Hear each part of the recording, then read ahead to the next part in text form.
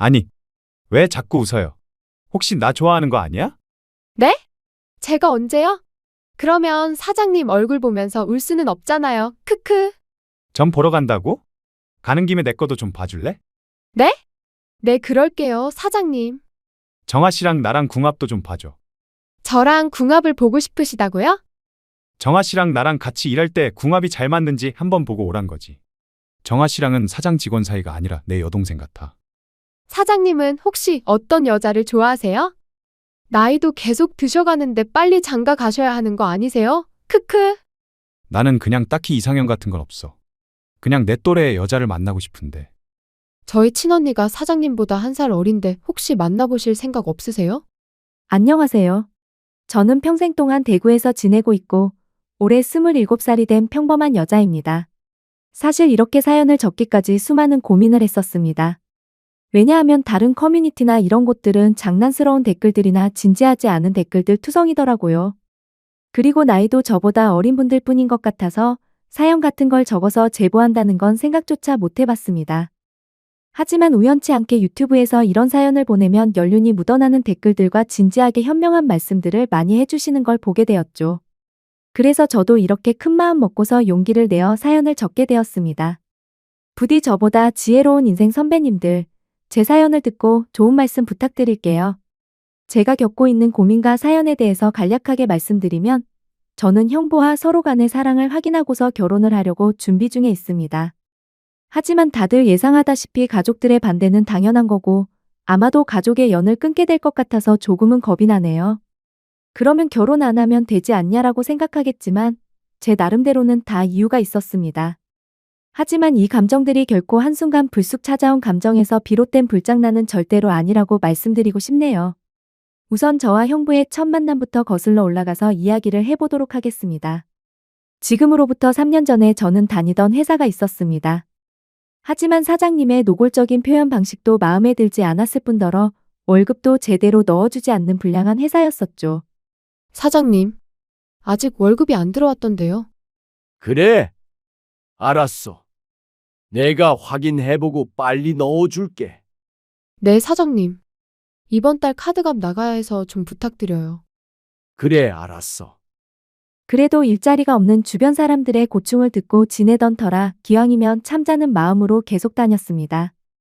하지만 월급이 밀리더라도 항상 넣어줬었는데 언제부터인가 한 달, 두 달이 지나더니 제가 재촉할 때면 조금씩 돈을 입금해줬고 결과적으로 네 달치를 받지 못하게 되었죠. 도저히 이건 아니다 싶어서 고용노동부에 회사를 신고해버리고 저는 이직을 준비하고 있었고 그렇게 집에서 쉬면서 한 달 동안 이력서만 넣다가 어렵게 면접이 잡히게 되었습니다.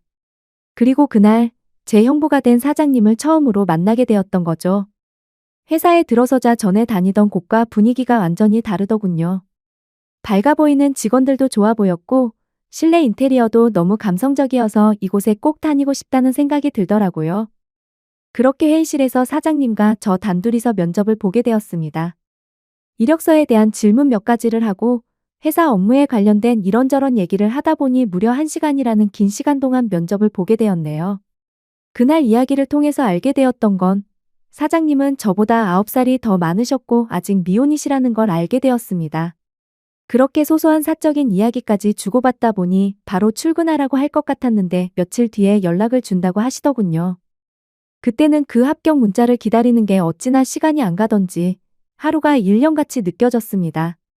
정확히 3일째가 되는 날 회사로부터 합격 문자를 받았고 너무 좋았었던 기억이 나네요. 그렇게 회사에서 정해준 날짜에 맞게 정식으로 첫 출근을 하게 되었고 예상했듯이 예전 회사와는 비교조차 안 될 만큼 모든 게 너무 좋았습니다. 회사 분위기며 사람들도 그렇고 제가 맡게 된 업무까지 모든 게 말이죠. 그리고 그 중에서도 가장 좋았던 건 자상한 데다 호감까지 가는 잘생긴 사장님이었습니다. 예전 회사를 제외하더라도 몇 군데의 회사를 다녀봤었지만 예전에 다니던 회사 사장님들과 이 회사의 사장님은 외적으로나 내적으로나 많은 게 다르다고 느껴졌습니다.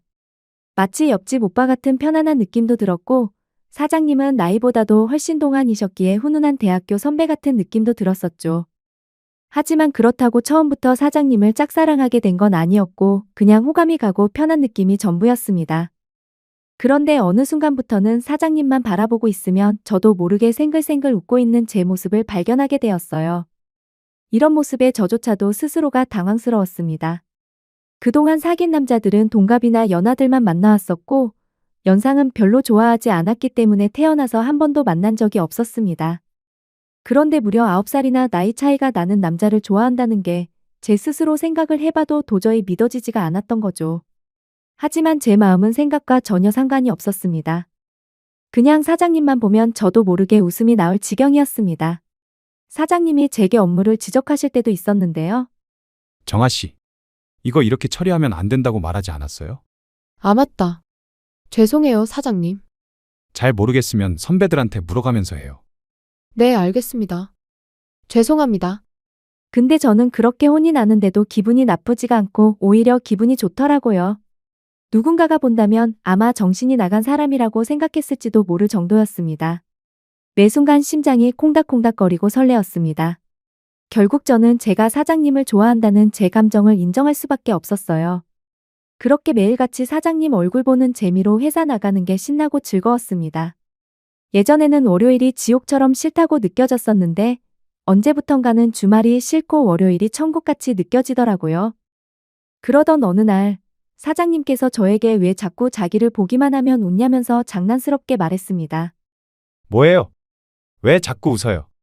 혹시 나 좋아하는 거 아니야? 네? 제가 언제요? 그러면 사장님 얼굴 보면서 울 수는 없잖아요. 크크. 농담이야. 업무 봐요, 정아 씨. 저는 무심코 던진 장난에 깜짝 놀랐습니다. 혹시나 제 마음이 들킬까 봐서 무심한 척하면서 제가 언제 그랬냐고 우겨대기도 했습니다. 아무렇지도 않은 척 장난스럽게 받아쳤지만 그때 당시에 제 속마음은 사장님께서 내가 좋아하는 걸 눈치채신 건가 어쩌지 하면서 하루 종일 초조해했었어요. 그렇게 저는 마치 학창시절로 돌아간 듯이 쑥스러운 짝사랑에 빠져서 지내고 있었습니다. 그러다 발렌타인데이가 찾아왔습니다. 직접 만들어서 주고 싶은 마음이 굴뚝 같았지만 왠지 그렇게 과하게 준비하고 선물을 한다면 제 마음이 들통날 것 같더라고요. 어쩔 수 없이 저렴한 초콜릿을 사장님께 선물했죠. 예상대로 사장님은 고맙다는 말 외에는 별다른 반응이 없으셨습니다. 참 웃긴 게 저 또한 별로 기대를 하지 않았지만 내심 서운하긴 하더라고요. 그래서 그날은 서운한 마음에 일찍 집에 들어가고 싶지가 않았고 오랜만에 친구들과의 약속을 잡았습니다.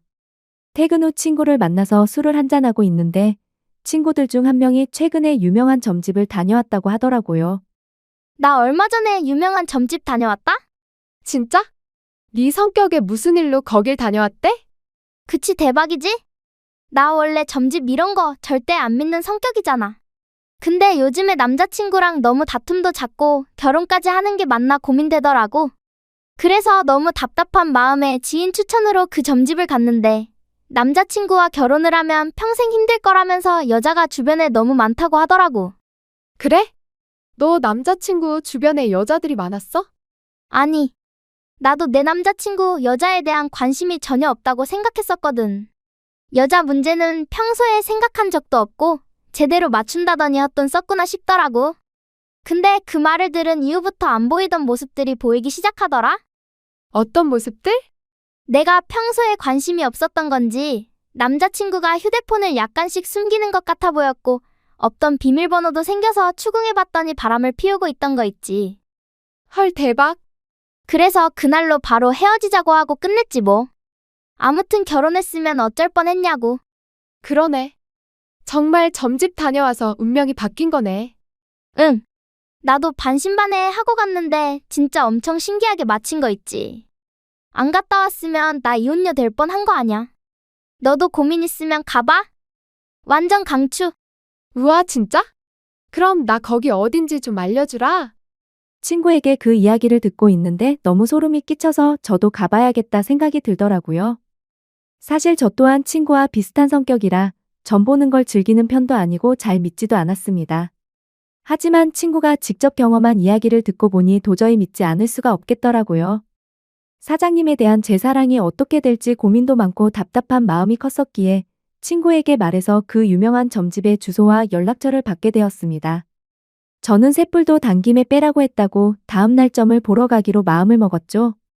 그래서 별 생각 없이 직원들과 대화 중에 점을 보러 간다고 말했는데 갑자기 사장님께서 제게 와서 말했습니다. 점 보러 간다고? 가는 김에 내 것도 좀 봐줄래? 네, 그럴게요, 사장님. 사장님은 자기 것도 봐달라고 하면서 사장님의 생년월일씨를 알려주시더라고요. 그러면서 갑자기 정아 씨랑 나랑 궁합도 좀 봐줘. 순간 제가 잘못 들은 건가 싶었고 깜짝 놀라서 가슴이 두근대서 죽는 줄 알았습니다. 그래서 사장님 보고 되물었죠. 저랑 궁합을 보고 싶으시다고요?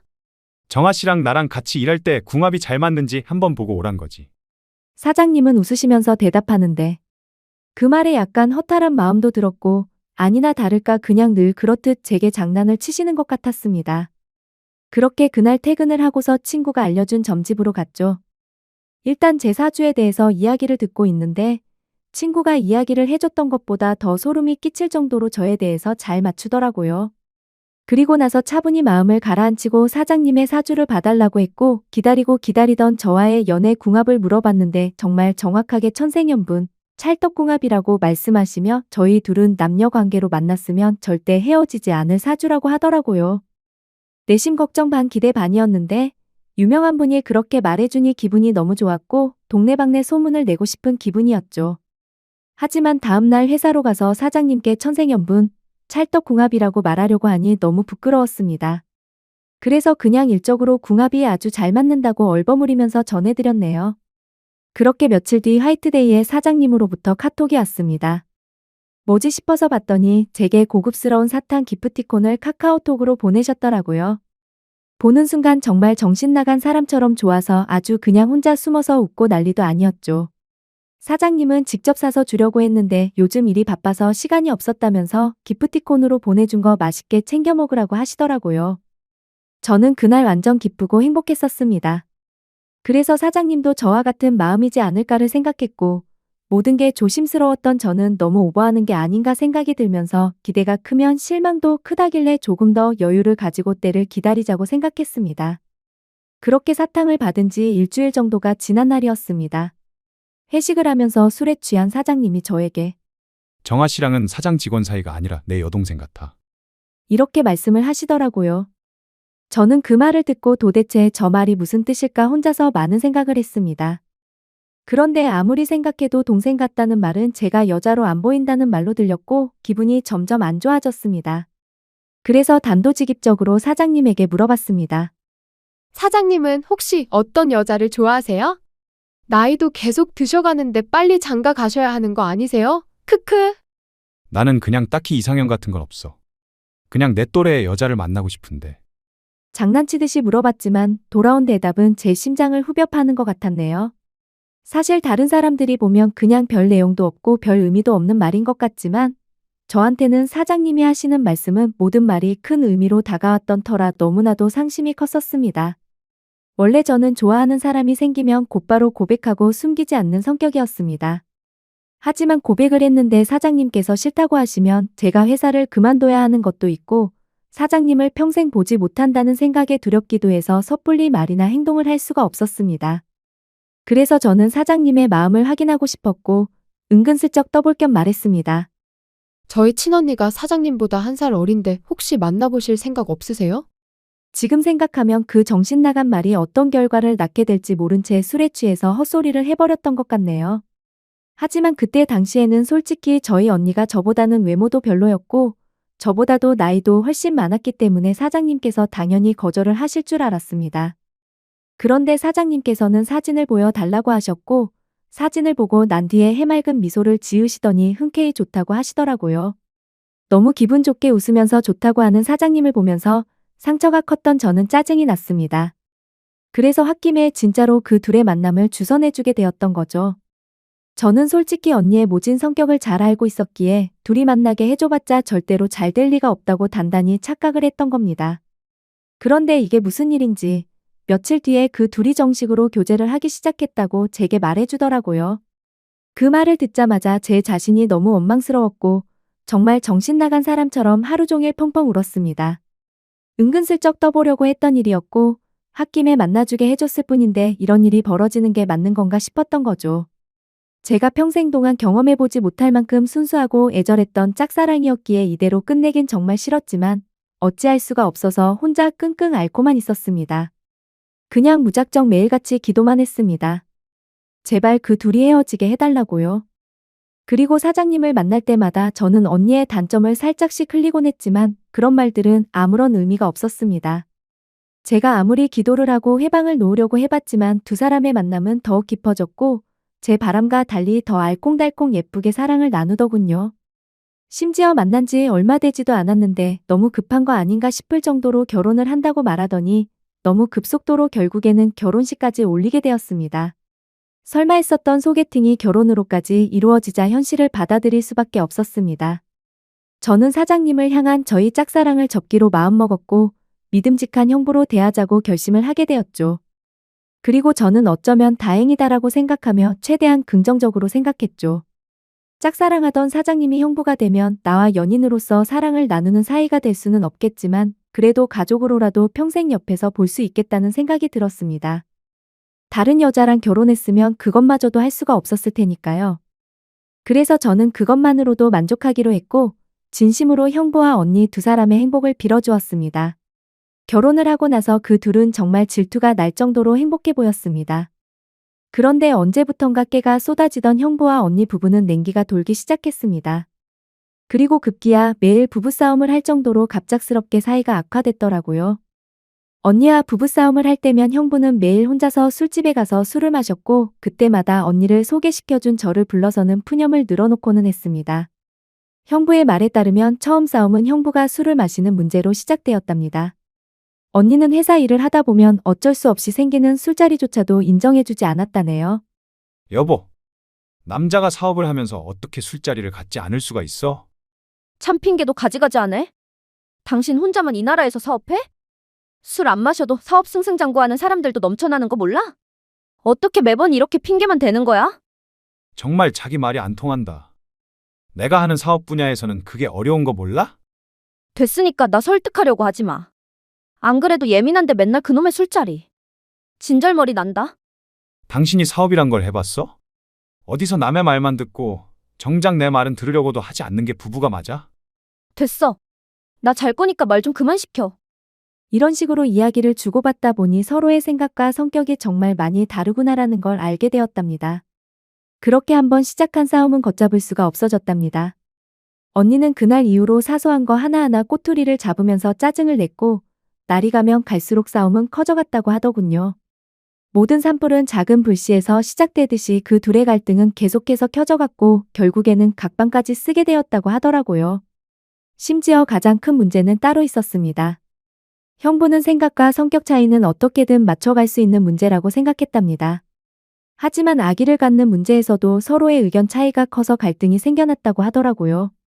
저희 언니는 애 엄마가 되기 싫다면서 아기를 낳는 걸 극도로 싫어했고 형부는 하루라도 젊을 때 건강한 아기를 가져야 한다는 입장이었습니다. 형부에게 듣게 된 이야기지만 형부는 어린 시절에 정말 찢어지게 가난하게 살았다고 했습니다. 어릴 때 아버지는 매일같이 일용직으로 일해서 번 돈으로 도박을 하러 다녔고 어머니가 식당 일을 하시면서 겨우 풀칠 정도만 할 정도로 가정 형편이 많이 어려웠다고 하더라고요. 그런 환경인데도 불구하고 형부는 열심히 공부하고 꿈을 이뤄서 젊은 나이에 번듯한 기업을 운영하면서 결국 자수성가를 했던 거라고 하더군요. 그래서 어린 시절 겪었던 불행했던 기억들을 행복한 기억들로 가득 채우고 싶었다네요. 이제는 삶의 여유도 생겼으니 아이들을 낳고 행복이 넘치고 화목한 가정을 만들고 싶었답니다. 그리고 더 화가 났던 건 분명히 결혼 전에는 아기를 몇 명씩 낳자고 언니와 이야기를 했었답니다. 그런데 결혼을 하자마자 저희 언니는 태도가 돌변해서 아기는 절대 낳지 않겠다고 선전포고를 했고 그로 인해 그 둘은 의견 차이를 결코 좁힐 수가 없었고 그날부터 지긋지긋한 싸움이 반복되었다고 하네요. 모든 이야기를 들어본 저는 당연히 형부 편을 들 수밖에 없었습니다. 제가 옆에서 보더라도 형부 사업의 특성상 거래처들과 술자리를 가질 수밖에 없는 구조라는 걸 잘 이해하고 있었고 언니와 결혼 전에 아기를 낳자고 약속을 해놓고 돌변해버리는 저런 모습이 좋게 보이지가 않았거든요. 솔직히 말해서 제가 형부를 좋아했었기에 편을 드는 게 아니라 저희 언니는 성격적으로 문제가 많이 있었기에 형부의 고충에 대해서 많은 공감이 가더라고요. 학창 시절에도 항상 제가 언니보다 성적이 훨씬 좋아서인지 아니면 화이트데이나 빼빼로데이에 저만 선물을 받아와서 그랬던 건지 능력으로나 외모적으로나 뒤떨어지던 언니는 어릴 적부터 제게 끝없는 구박과 질투, 시기를 했었죠. 언니는 제가 태어나서 부모님의 사랑도 빼앗아가고 부모님이 주는 용돈도 저와 나눠 가지게 되어서 자신이 더 많이 못 쓴다고 불평이 많았었죠. 언니는 기분이 안 좋으면 입버릇처럼 하던 말이 있었어요. 네가 태어나지 말았어야 했어. 네가 없었으면 내가 더 사랑받고 더 풍족하게 살았을 텐데 왜 태어나서 사람 짜증나게 하는 거야? 어릴 때는 그런 말들이 너무 가슴 아파서 펑펑 운 적도 한두 번이 아니었습니다. 좋은 말도 한두 번 들으면 지겨운데 이런 말을 20년 넘게 듣고 있자니 정신이 나가버릴 것 같더라고요. 심지어 언니의 이런 태도와 생각들에 대해서도 모든 게 다 억울했습니다. 학원을 다녀도 언니가 더 많이 다녔고 부모님은 늘 관심과 기대를 첫 딸인 언니한테 더 많이 쏟으셨는데 말이죠. 그런데 이제는 나이가 몇 살인데 아직까지도 이러는 건가 싶더군요. 성인이 됐는데도 아직도 제 탓을 하면서 화살을 돌리더라고요. 그리고 형부와의 불화도 모든 게 다 제 탓이라고 합니다. 제가 없었으면 언니가 형부를 소개받을 일도 일어나지 않았을 거고 그랬으면 이 남자를 안 만났으니 불화도 없었을 거라고 하더라고요. 정말 이 정도면 말도 안 되는 걸로 트집 잡는 거로밖에 안 보이지 않나요? 그리고 지금 돌이켜 생각해봐도 가장 충격적이었던 건 언니의 결혼식 3일 전날 저는 언니에게 뺨까지 맞았습니다. 언니가 결혼을 앞두고 친구들과 술을 잔뜩 마시고 집으로 들어왔습니다.